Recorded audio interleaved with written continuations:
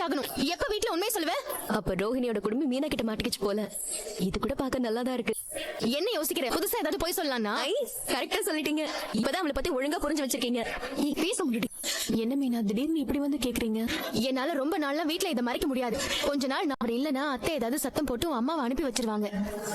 இல்லங்க, முத்து இதெல்லாம் நம்புவாரா? ஃபர்ஸ்ட் அடுத்தவங்களுக்கு ஒரு கஷ்டம்னா உடனே இலகுற மனசு அவருக்கு.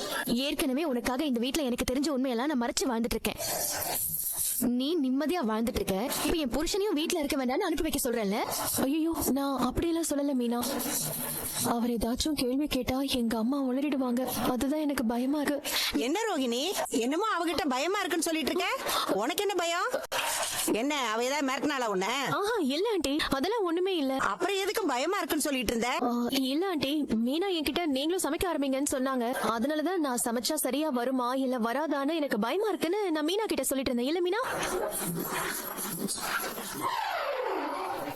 ஏன் இந்த மகாராணியால சமைக்க முடியாதாமா?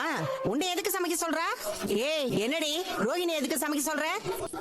ரெஸ்டாரண்ட் சக்சஸா இருக்க ரவிதா காரணம்னு அது 100% கரெக்ட். அவர் மட்டும்தான் ரீசன். அண்ட் உங்களுக்கும் நான் தேங்க்ஸ் சொல்லணும். எனக்கு எதுக்கு? இல்ல, நீங்க ஃபோர்ஸ் பண்ணி உங்க ரெஸ்டாரண்ட்டுக்கு ரவியை வர வச்சிருக்கலாம். ஆனா அப்படி எதுவும் செய்யாம